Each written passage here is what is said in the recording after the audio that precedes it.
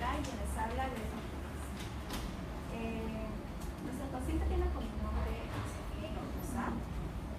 Tiene la edad de 20 años, la raza es mestiza. Una combinación genética tiene como efecto una mayor prevalencia a heredar enfermedades prevalentes de cada raza.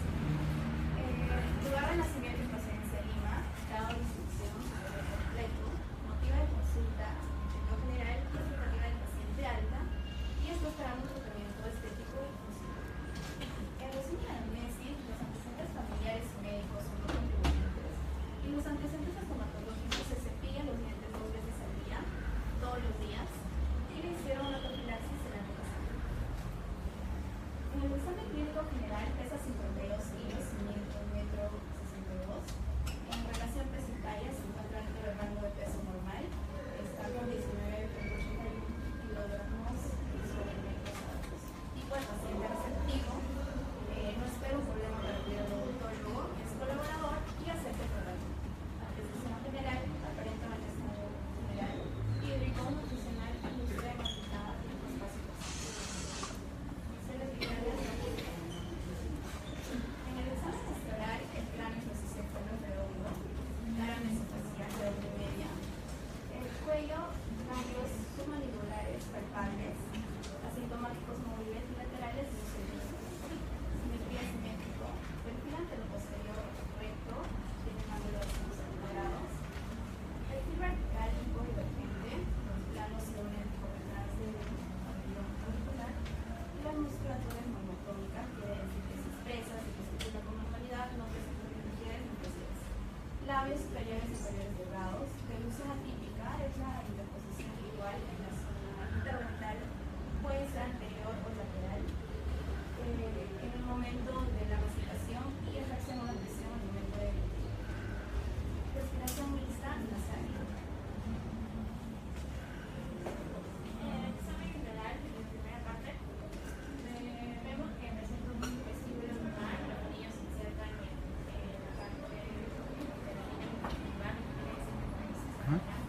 Alzamos un poquito la voz, doctora, para que nos escuchen atrás. y el paladar es profundo. Eso se debe a que la sutura intestinal está, veamos un poco alterada, pero no es un diagnóstico patológico. El paladar blando, la orofaringe, la lengua, el pulso de boca se encuentran normal. En la segunda parte podemos encontrar el sistema general que se encuentra en la hematosa y la hidroxicosa de pieza 1-2, son los centros. Y en el sector inferior. En la encía papilar, en esta misma pieza se encuentra hematosa y hidroxicomatosa, la encía de ella se encuentra normal, y en la capacidad de sondaje podemos encontrar hay 1 y 2, lo que quiere decir que la banda se ve completamente visible. En el 1 hay sangrado, en la 2 también, pero en este caso puede haber placa bacteriana o imágenes de toxinas. Chicos, para todo el grupo, ¿no? ¿Qué problemas puede conllevar o a qué problemas puede conllevar una deglución atípica? Puede ocasionar mordida abierta, mordida cruzada, diastema, incompetencia nerviosa,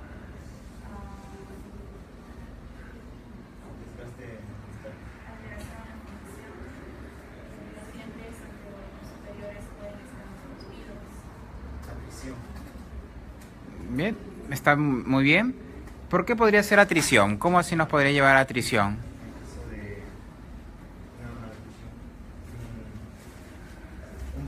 digamos, en un caso en el que el paciente tenga una oclusión en la cual, por ejemplo, no haya una correcta fundación de puntualmente protegida, que es un factor importante para que el diente no se desgaste y también para evitar algunos dolores.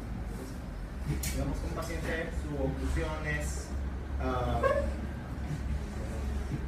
hay algunos contactos que no deberían realizarse, entonces estos serían los puntos de fuerza de las fuerzas en la oclusión, lo cual sería unos puntos en los cuales estaría bastante vulnerable al desgaste. Ya.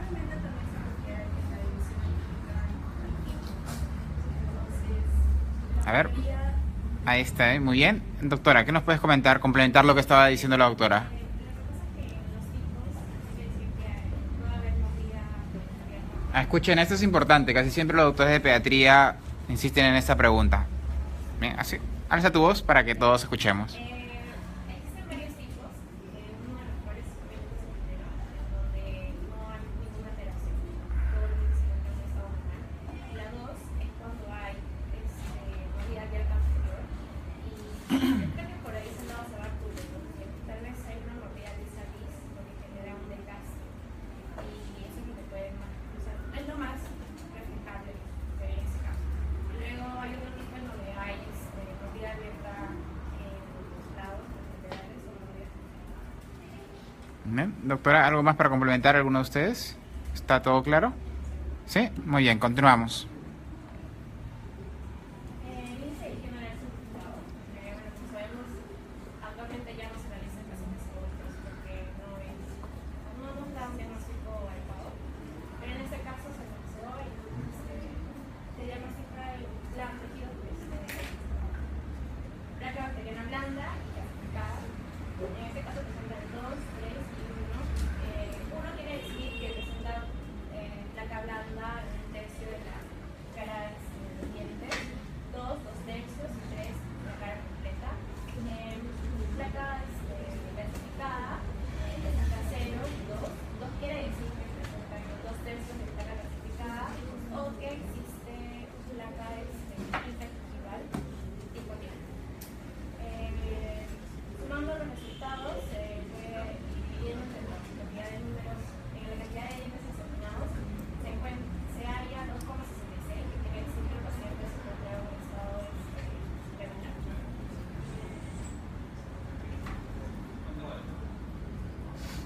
Examen celular respecto a el número de dientes, 28 dientes, ausentes los terceros molares, migraciones dentarias, tenemos el 1, 2, que está palatinizado y segundo es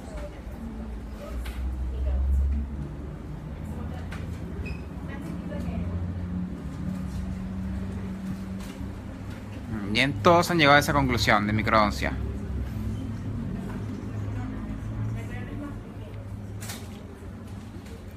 Sin embargo, si uno ve por palatino las coronas, parecieran que tuvieran el mismo ancho mesiodistal, ¿no?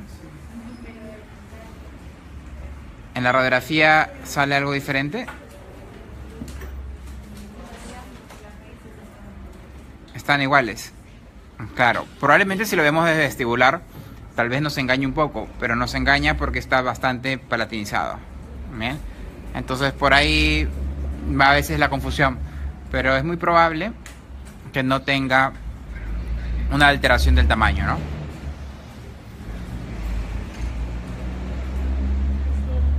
la evolución educativa podemos ver el caso del paciente sin su máxima diferenciación y vemos primero, vamos a hablar la lunación molar derecha, en la cual afirman que ocurre una clase 3. Sin embargo, nos estamos revisando y creemos que en realidad debería ser una clase 1, porque vemos la cúspide, concluyendo justo en el sur.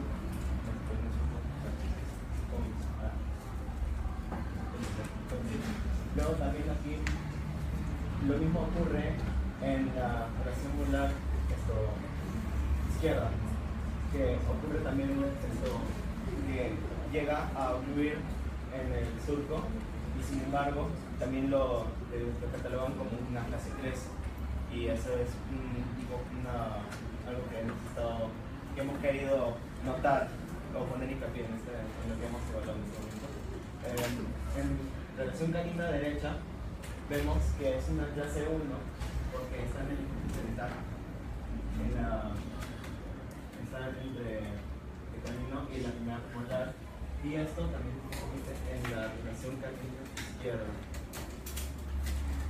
Ya. Luego, vemos la línea media que notamos dentro que está centrada respecto a la cara superior.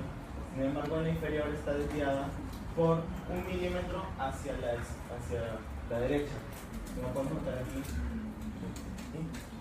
El overjet, cuando esto dice que es de 1 milímetro y el overbite es de 10%. Así que podríamos decir que es algo saludable. Bien. ¿Qué alteraciones de tamaño de la encía ustedes pueden observar en su paciente? En el caso 2, se puede apreciar que está muy venosa y es una cosmetología natural. Lo que busqué es realmente está relacionado a una inflamación, ya sea con medicamentos o con la Ya, bien. Ya, muy bien, un ratito con... Miren chicos, miren todos. Esta pieza 1-2, sí se nota claramente que está edematosa, ¿verdad? Naturalmente, el largo de una corona no es tan reducido, ¿verdad? Nosotros esperaríamos que sea un poco más largo. Incluso si nosotros vemos esta pieza, el largo se ve disminuido. Probablemente si nosotros introducimos la sonda o el explorador y tratamos de buscar UCA, va a estar más arriba. ¿Bien? Sin embargo, centrémonos en este diente de acá. Vemos cómo tenemos la encía bastante llevada hacia vestibular, bien, hacia incisal, ¿bien? Que es un fenómeno que se da bastante cuando los dientes migran. Cuando un diente migra, bien, ya sea hacia vestibular, palatino, lingual, etcétera, dependiendo de cómo sea esta migración, muchas veces o generalmente tiene un efecto sobre los tejidos que lo rodean. ¿Y qué tejidos rodean al diente? La encía, el periodonto en sí. Bien. Por ejemplo, ¿qué problemas tenemos nosotros con un paciente, con los pacientes ortodónticos muchas veces a nivel de encía? Recesiones. Endurecimiento.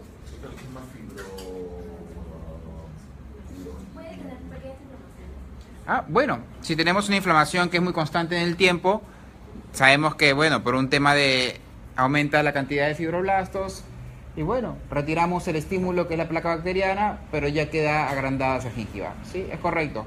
Bien. Por otro lado, también es cierto que si un diente, por ejemplo, tiende a palatinizarse, bien, generalmente esta zona en vestibular siempre queda sin tejido. Bien. Si un diente tiende a vestibular, este tejido tiende también a retraerse. ¿Bien?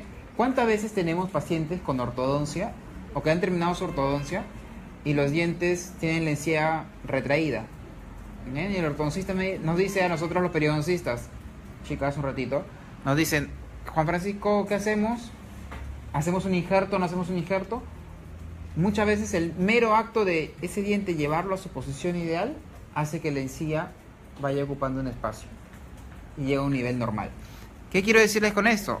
Que si tal vez esto ortodónticamente lo llevamos a una buena posición, esta encía naturalmente trata de retraerse para llegar a un nivel normal. ¿Bien? Es algo que vamos a encontrar bastante. Bien.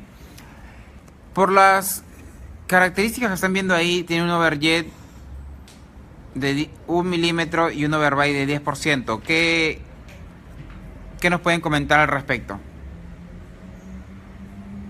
Como grupo, ¿no? ¿Cómo está la oclusión de su paciente desde ese punto de vista?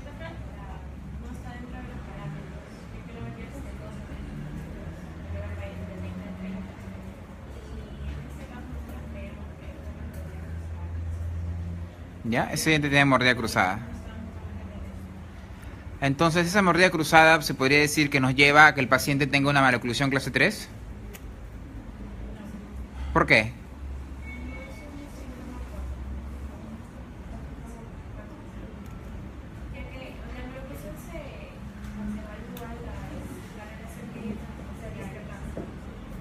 Ya. ¿Qué significa? Vamos a ver por allá. Doctora, ¿qué significa patognomónico? ¿Un close-up? No. ¿Qué significa patognomónico? ¿Qué significa patognomónico? ¿Agrandado? ¿No? ¿Un signo que está establecido? ¿Tibio? ¿no? A ver... Ya, un signo clásico característico de cierta patología, es decir, esa patología lo tiene que tener sí o sí. Por ejemplo, el apiñamiento, ¿es patognomónico de alguna maloclusión? No, cualquiera lo podría tener. ¿La mordida cruzada podría estar en cualquier maloclusión? Sí. Bien, estamos hablando otro parámetro. Bien, listo, muy bien, sigamos. Punto. Felizmente la arreglaron por acá. Yo pensé que íbamos a tener que abrir matrícula para EFSE 2017-2. A ver. En inclusión dinámica, evaluamos el punto de contacto recursivo, el cual ocurre en la pieza 1-4 con la 4-5. Luego, aquí podemos ver la guía canina, la guía anterior.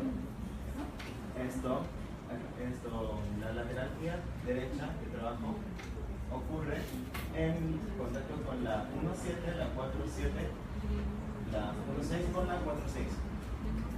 Y el lado de trabajo entre la 2-6 con la 3-6 y 2-7 con la 3-7. En la izquierda, en el lado de trabajo, hay un grupo parcial posterior. Vemos que más de dos están haciendo contacto en el lado izquierdo del trabajo.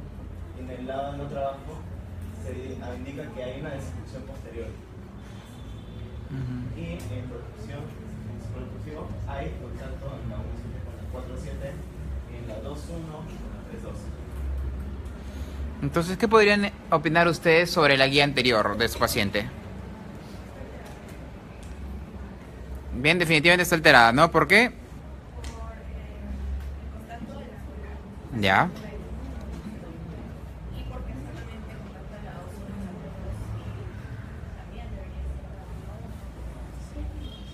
ser. Ya, perfecto. Muy bien. ¿Qué pasaría si es que un diente genera un punto de contacto prematuro? ¿Qué puede pasar sobre ese diente donde se hace el punto de contacto prematuro?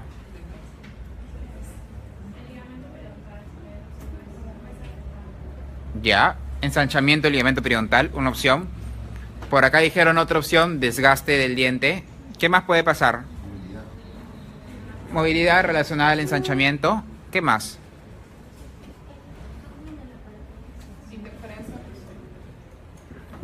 Ya, no, pero sobre el mismo dientecito. Ya, el diente se puede desgastar, se puede ensanchar el espacio del ligamento y se moviliza. ¿Qué más puede pasar? Recesión, menos frecuente, pero puede pasar.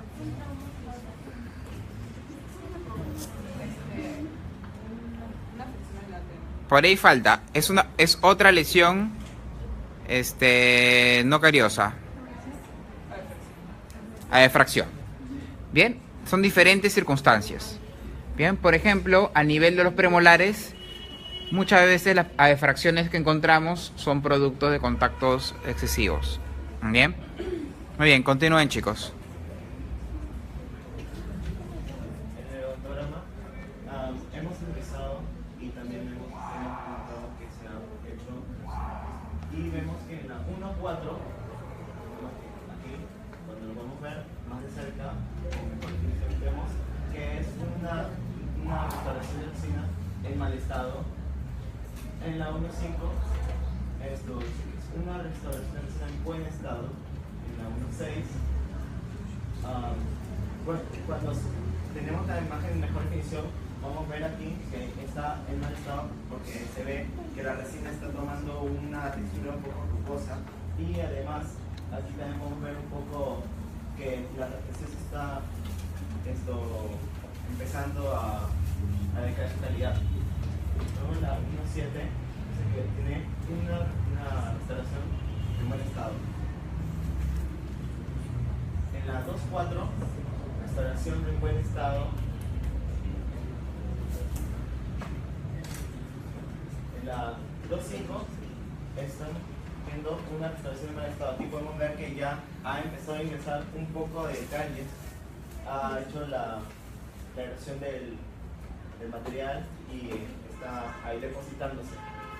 En la 2.6 vemos una restauración de amalgama, la cual se ha indicado estar en mal estado, al igual que la 2.7 en Ocusal.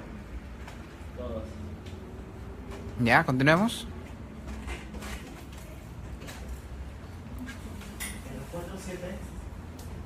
tenemos una resina en Ocusal en mal estado. En la 4.6 también se firma que tiene un mal estado. Esto.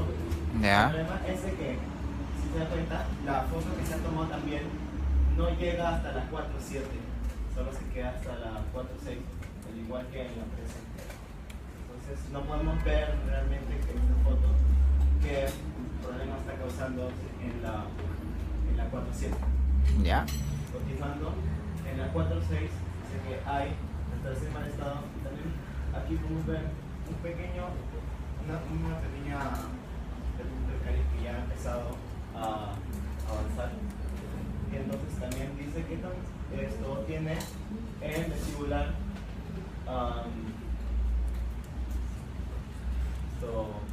está en mal estado.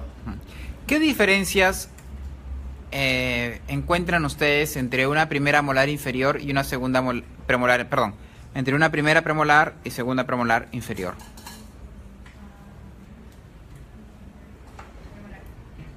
Sí, pueden ver la figura, ahí está, las diferencias. Ya, ¿cómo es eso?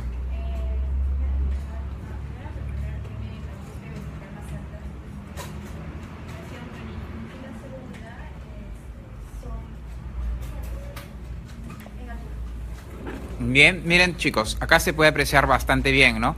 Miren cómo esta cúspide, bien, mucho más alta, y estas dos cúspides a una altura bastante más similar, ¿no? Incluso vean la dimensión de este diente, es mayor que la que podemos encontrar ahí.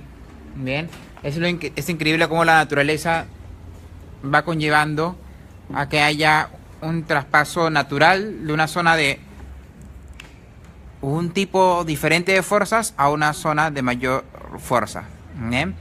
Generalmente el sector anterior, chicos, ¿a qué tipo de fuerzas está sometido?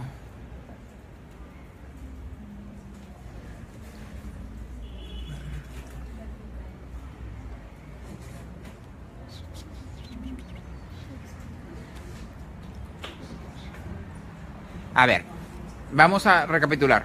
¿Bien? Imagínense cómo funciona el sector anterior. ¿Cómo funciona el sector anterior? ¿O cuál es la función de oclusión clásica del sector anterior? ¿Cuál? Ya. Muy bien. Si vamos al punto ontológicamente hablando más preciso, ¿no? ¿Qué función conocen que hace el sector anterior? Ya, vamos a ser más específicos. ¿Qué movimiento hace el sector anterior? Protrusión. Bien. ¿Y la protrusión nos lleva a qué función? Como protrudimos los dientes, ¿qué es lo que se produce? Desoclusión posterior. Ok, pero en el adelante, ¿qué sucede?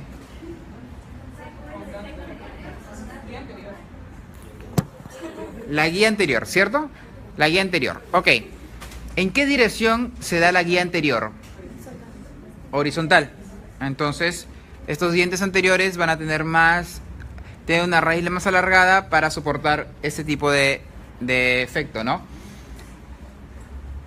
Es como un poste de luz. Bien. Que va a ser movido por el aire. Entonces necesitamos que tenga una longitud interna. Bien. En cambio, en los dientes posteriores tienen fuerzas más verticales. Por eso, más que largos, necesitamos que sean anchos para que se diseminen mejor las fuerzas. Bien. Es el clásico ejemplo del fakir, ¿no? Que se echa, ¿no?, en la cama de clavos y está todo tranquilo, está todo bien, ¿no? Pero a ver que se eche sobre un solo clavo, ¿no? ¡Guau! ¿No? Pero cuando son muchos clavos, las fuerzas se diseminan. ¿Bien? Ese es el mismo principio. En las molares, en las piezas posteriores, son dientes anchos para que las fuerzas, y unas raíces voluminosas para que las fuerzas se diseminen. ¿Bien? Para que puedas romper ahí tu pecana, ¿no? Algo, ¿no? ¿Bien? Listo, siguiente.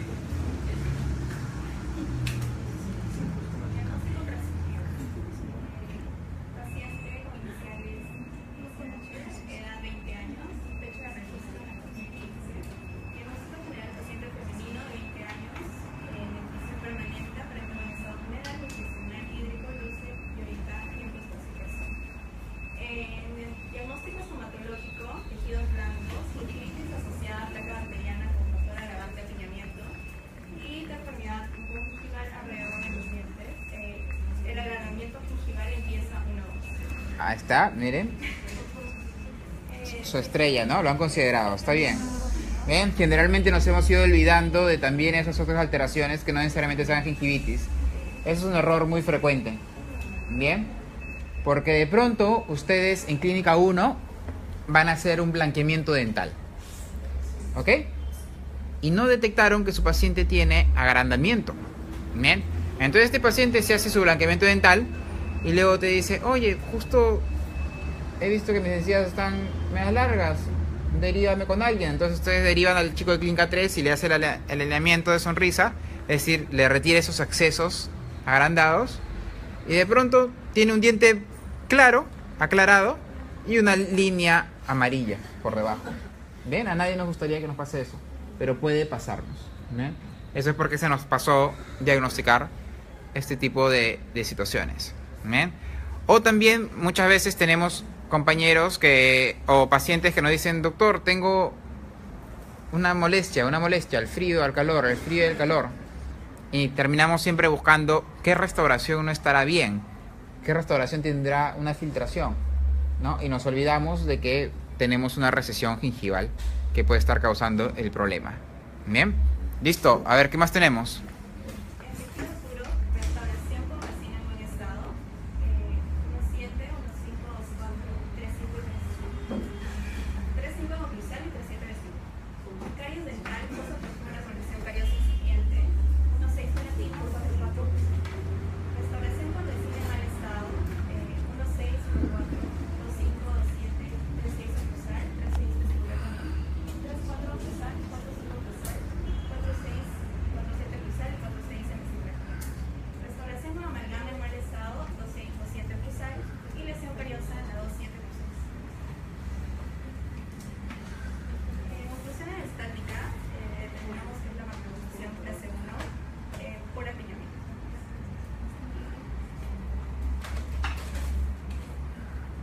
Bien, continúen. Y bueno, la relación derecha-izquierda, clase 3, y canina, derecha-izquierda, clase 2. Esas son las características que acompañarían a ese apiñamiento. Bien, continúe. En oclusión en dinámica, interferencia cruzal en la lateralidad derecha, no la hace únicamente el canino, van a contactar las molares. Y en el lado del otro abajo también hay una desoclusión, entonces no se estaría protegiendo. Y también contactan las molares. Yo creo que está muy bien el diagnóstico de alteración de guía anterior. Es evidente. Bien. En el de interferencia oclusal, está bien que lo hayan puesto. Bien, pero claro, acá el compañero que hizo el caso alguna vez no puso si realmente era una interferencia o si realmente era un contacto acompañante, ¿no? Porque podría ser cualquiera de las dos situaciones, ¿no? Si es acompañante no colocaríamos nada ahí. Bien, ok, continuemos.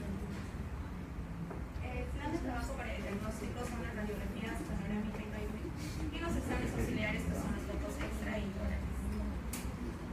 En la radiografía panorámica se observan la morfología y estructuras óseas aparentemente normales.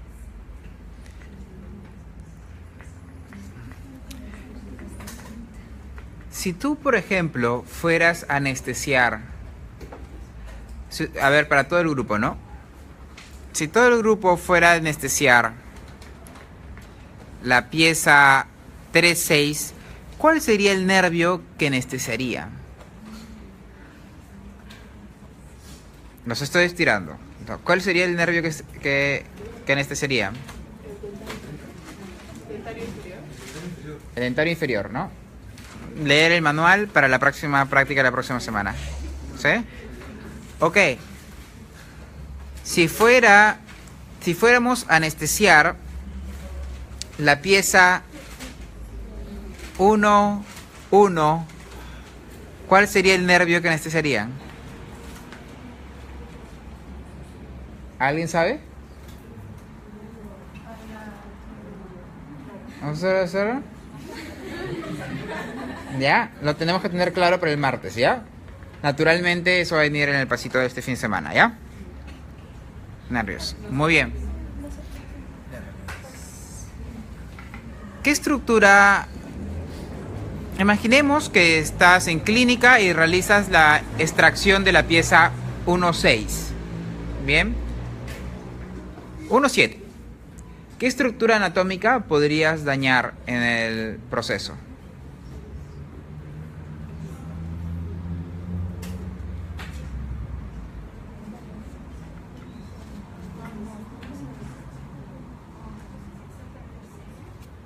¿Ya? ¿A qué te refieres? Cuéntanos.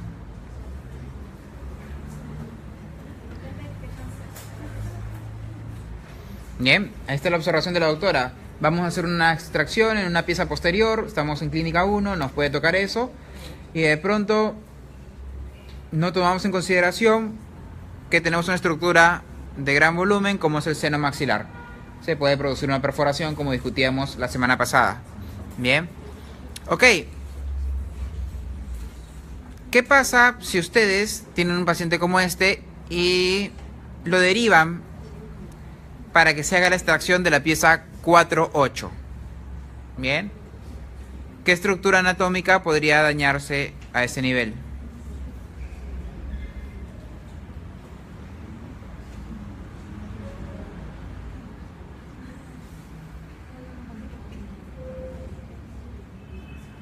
La pieza 4.8 en su imagen está cerca de alguna estructura anatómica.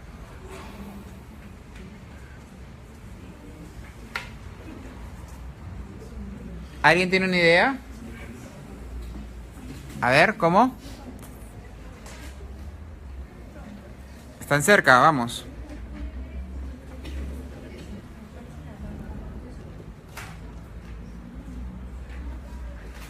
Díganlo, no tengan temor en equivocarse. El conducto dentario inferior, ¿no? Que lo podemos ver acá. Miren cómo acá hay una imagen radiopaca, otra imagen radiopaca clásica, ¿no? Dos líneas paralelas, eso es un conducto. Bien. Y esta imagen radiopaca viene hasta acá. Naturalmente esta continúa, solamente que no se puede observar muy bien. Bien. Tal vez acá la podemos ver mejor. Miren cómo viene radiopaco, radiopaco, radiopaco, radiopaco, radiopaco. Hasta que por acá aparece. Bien. ¿Por qué desaparece ahí esa estructura?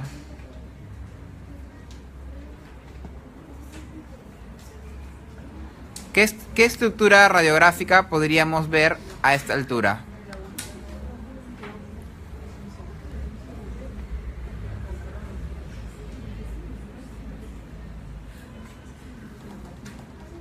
¿Recuerdan? ¿Ya? ¿Sí? El agujero mentoniano. ¿Bien? Ok.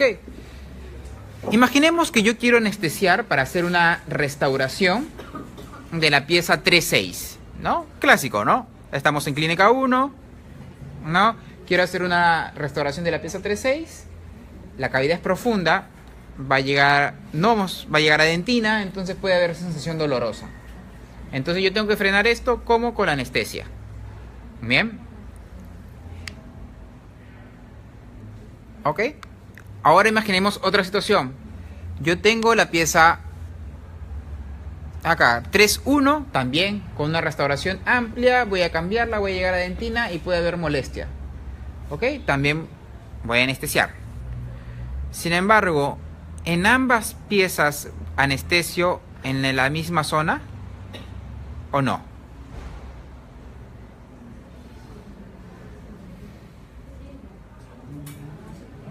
Ah, ya. Muy bien. Tengo la pieza... Muy bien. El otro día ustedes tuvieron una práctica. No te preocupes. Pronto, pronto, pronto. Todos han sobrevivido. Bueno, por ahí falta alguien, no sé si pasó algo. La pieza 3. Ok, doctora, ¿qué pieza anestesió el otro día? La 2.5. Bien. ¿Cómo hicieron para anestesiar una pieza 2.5? ¿Qué hiciste?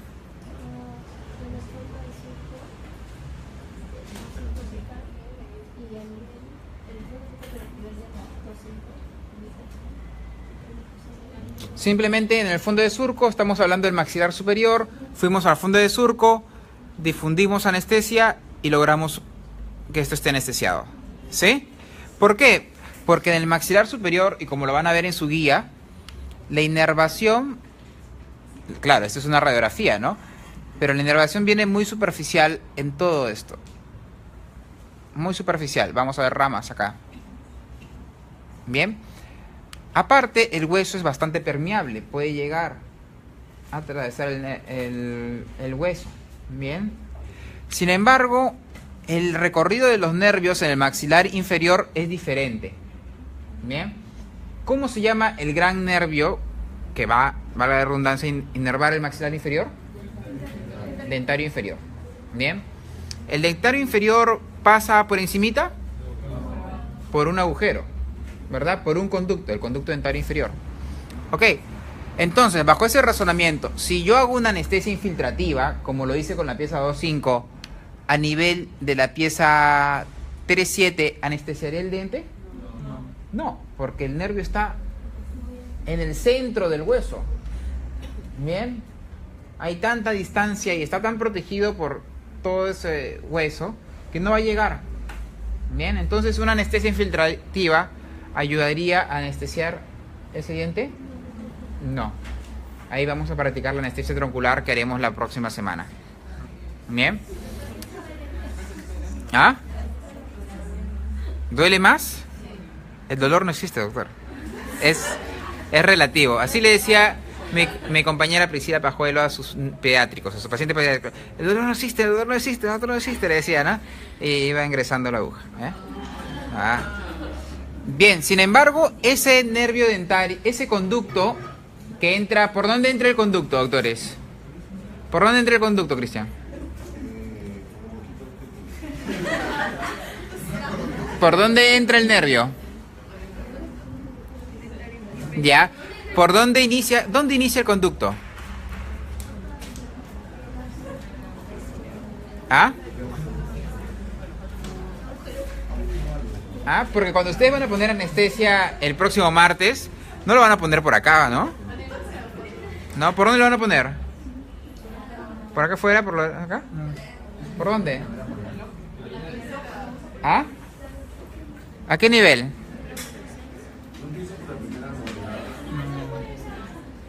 La troncular se pone entre la 4.8 o 3.8. Muy bien. ¿A dónde vamos a poner esa troncular? Y lo vamos a practicar la próxima semana. La ponemos a altura de la rama mandibular. Porque a nivel de la rama, es decir, acá arriba en la rama... Ok, ¿cómo ves la rama de tu paciente? ¿Por acá? No, abre la boca y ves al costado. Bien, la rama tiene acá la espina de Spix. Bien, que es donde está el agujero, el ingreso. Bien, y luego este conducto va desde adentro hasta que de pronto sale a nivel de los premolares. ¿Cómo se llama? A este nivel, este agujero que hay acá, el agujero mentoniano.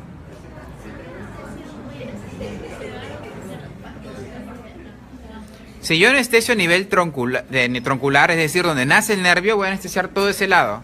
Porque acuérdense que este nervio de acá anestesia todo este lado y este nervio de acá anestesia todo este lado. Bien, si yo anestesio arriba, anestesio todo esto.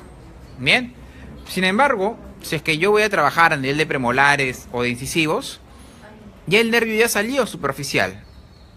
Bien, entonces tú podrías iniciar a anestesiar con infiltrativa nomás, si es que quieres trabajar una pieza 3.1, 3.2, 3.4, 3.5. Si tú quisieras trabajar una pieza más posterior, sí tienes que ir desde arriba, porque ya sabemos que ese nervio está bien envuelto en el hueso. ¿Perdón? Premolares e incisivos y caninos, generalmente con la infiltrativa lo vamos a trabajar muy bien. ¿Ok? Pero uno podría decir, ya doctor, no de frente, pues no importa, por si acaso, ya desde la troncular, desde arriba. ¿Por qué no haría eso siempre? Ya, ¿y por qué es tanto? ¿Por qué es tanto? ¿Y por qué sería incómodo para el paciente? ¿Qué estructuras atravesamos? A ver, si yo abro la boca, ¿no? La parte interna de la rama, ¿qué estructuras anatómicas tiene encima? ¿Cuáles se imaginan? Antes que nada, los músculos. Ya, los músculos. ¿Ok? ¿Qué músculo? Pterigoideo interno, ¿no? Que realiza el mismo recorrido que el macetero. Bien. Por eso es que a algunos pacientes le ponemos anestesia. Bien. Y cuando no tenemos mucha delicadeza, etcétera, luego te dicen, uy doctor, me duele un poquito al abrir, ¿no? ¿Por qué? O al abrir o a cerrar, ¿no? ¿Por qué? Porque ese músculo lo hemos dañado un poquito durante el ingreso de la aguja. ¿Bien? Por eso es que no es recomendable estar poniendo más y más y más anestesia, porque naturalmente vamos lesionando una estructura como es un músculo. ¿Bien? Vayan repasando, ¿ya? Por si acaso, ¿no? Digo, ¿no? Muy bien. Listo, doctores, sigan.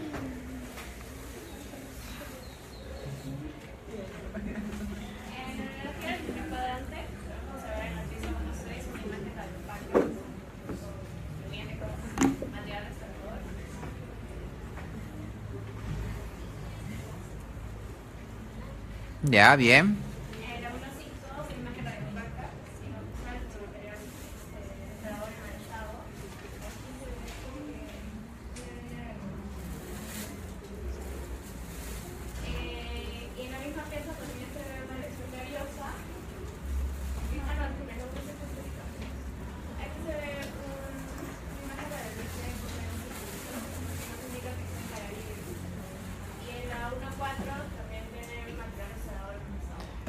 Doctora, una consulta. Esta imagen que vemos acá, ¿es radiolúcida o es de una densidad similar al diente?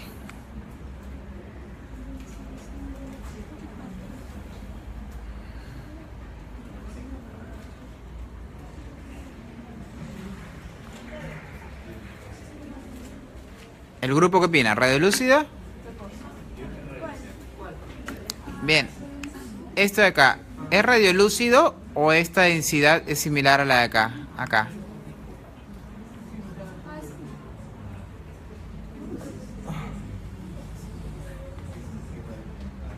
Es similar, ¿verdad? Es similar. Tal vez sea una pequeña parte de dentina. Lamentablemente, tal vez el doctor no aplanó la cavidad. Bien. Trató de ser mínimamente invasivo, no tuvo que aplanar toda la cavidad, y entonces quedó ahí con una pequeña protuberancia de esmalte y nos da esa impresión. Sí, es una restauración. Por supuesto. Acuérdate que te vas a apoyar sobre esmalte idealmente y también sobre dentina en tu restauración.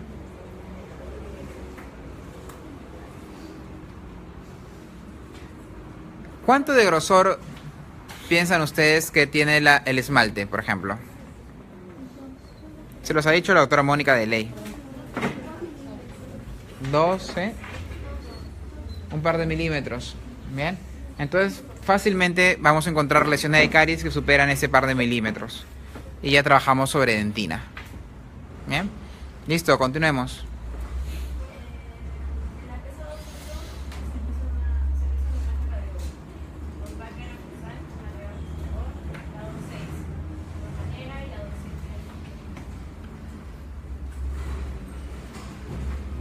Sigamos.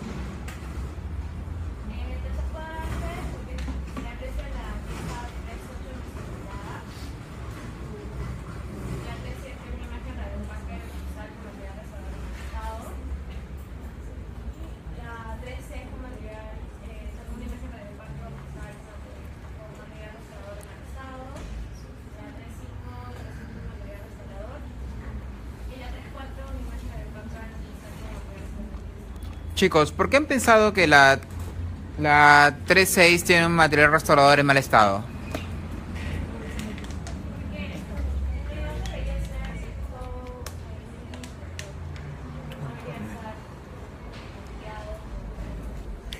Debería ser homogéneo el color, ¿verdad?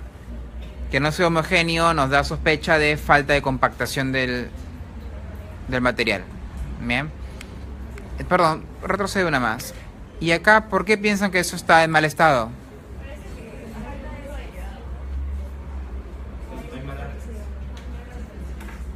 Bien, una cosa es que veamos, por ejemplo, esto, una línea, ¿no? Radiolúcida, ¿ok? Pero acá hay un espacio bastante importante si lo comparamos. Bien, probablemente también sea un problema de condensación. Haya quedado como un pequeño espacio, una pequeña bolsa de aire ahí. Bien, bueno, para el paciente, si se queda eso en esmalte, no va a ser tanto problema. Claro, podría romperse. Pero si esto se produce en dentina, probablemente sea bastante doloroso. ¿Ya? Continuemos.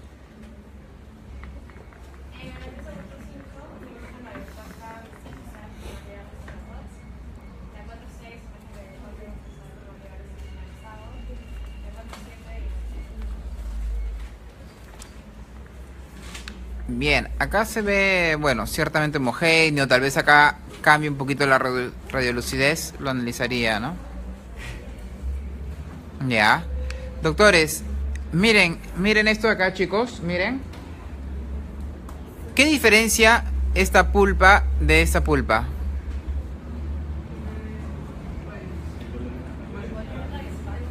¿Cómo, doctora? Doctor.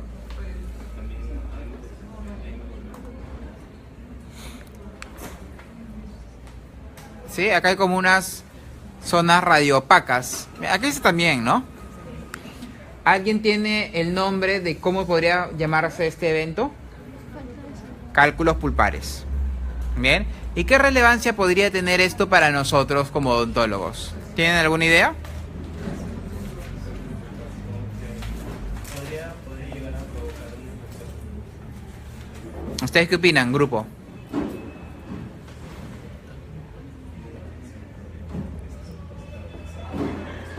A ver, para todos, ¿un cálculo pulpar podría ocasionar una infección? ¿Qué opinan? Claro, no una infección porque no es un proceso infeccioso, ¿verdad? No es un origen bacteriano. Pero en la endodoncia sí nos podría traer problemas porque naturalmente ese aparatito que entra por acá, ¿cómo se llama? La lima, no va a ingresar con facilidad. Y tenemos que utilizar algunas sustancias que nos permiten retirar esto al menos parcialmente. Bien. La etiología de estos cálculos pulpares no es muy clara, pero muchas veces lo relacionan al tema oclusal. ¿Cómo, doctora? Son situaciones diferentes. Bien, una cosa es el cálculo pulpar y otra cosa es el cálculo dental. El cálculo dental son bacterias con minerales, en cambio el cálculo pulpar son solo minerales. Bien, sigan por favor.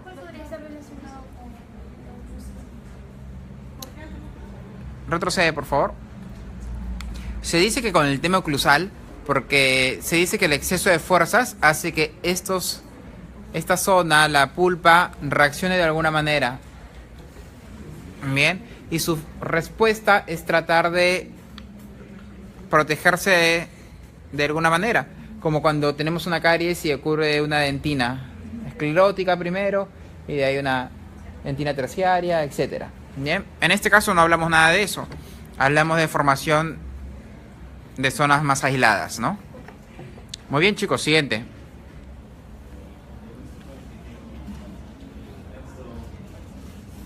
¿Ha cambiado algo este diagnóstico respecto al presuntivo?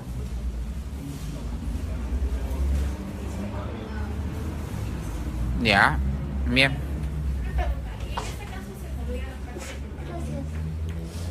El cálculo pulpar no es una patología, entonces no genera un diagnóstico realmente. Entonces lo dejaríamos ahí.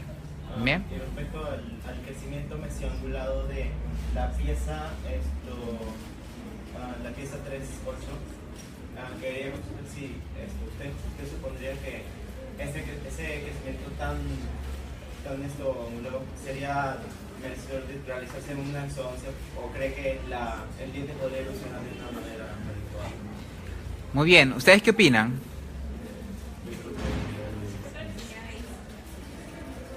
Yo creo que si es que empieza el paciente a presentar una molestia, porque creo que el paciente no vino al diagnóstico presentando una molestia, así que supongo que la erupción no está provocando un problema de momento. Bien.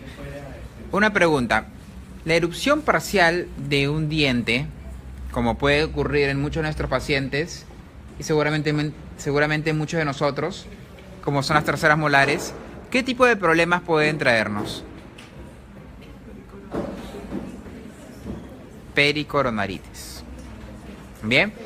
Dentro de los diagnósticos de tipo periodontal, hay otro que todavía no hemos visto, que son los abscesos periodontales, y dentro de esto está la pericoronaritis. Bien, ¿cuáles son las características de la pericoronaritis, doctora? ¿Cuáles son? Cuéntanos. ¿Te ha dado a ti pericoronaritis? Es bastante común, ¿ah? No hay que sentir vergüenza. ¿Cómo? Sí. Dolor agudo también. Bien, el tejido va inflamándose, y el problema es que muchas veces, como no hay un buen contacto con el opositor, con el antagonista, la pieza de arriba se extruye un poco. Entonces es fácil que choque con el tejido inflamado, y eso exacerba el cuadro. Bien, y termina haciendo que se vuelva un círculo vicioso de exacerbación. Bien. Lamentablemente el alimento y los desperdicios se acumulan muy fácilmente en esta zona. Bien. Y generan ese tipo de problema. Es algo que probablemente puedan encontrar en muchos compañeros o los pacientes que ustedes van a tratar en Clínica 1. Bien. ¿Cuál sería el tratamiento de una pericoronaritis?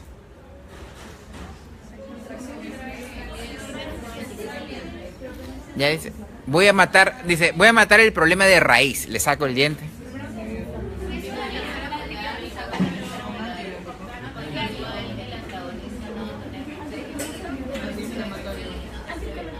Exacto. Generalmente una de las condiciones por las cuales indicamos la extracción de las terceras molares es para evitar cuadros como estos. Bien.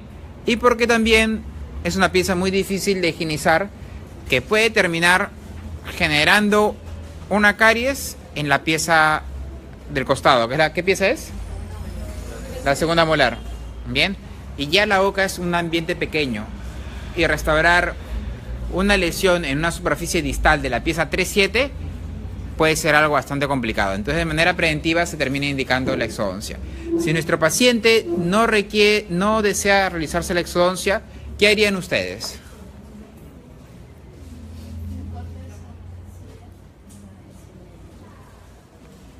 ¿Ya? Ajá. O simplemente a no realizarse una exodoncia. Ok, el paciente dijo, ya, no quiero realizarme la exodoncia. ¿Qué podemos hacer? Una opción es lo que dice la doctora, retirar ese tejido en exceso, ¿ya? Ese opérculo. ¿Todos conocen el concepto de la palabra opérculo? ¿No? ¿Está bien? Muy bien. Doctora, ¿me puede filmar, por favor? Ya. Muy bien. Imaginemos que este es la tercera molar. Bien. Y ya sabemos que la tercera molar, por diferentes circunstancias, erupciona total o parcialmente, o simplemente no erupciona. Entonces puede ser que esta tercera molar erupcione un poco, pero esta zona siga recubierta de encía. Bien. Ese tejido gingival, ya sabemos que debajo del tejido gingival, ¿qué tejido hay?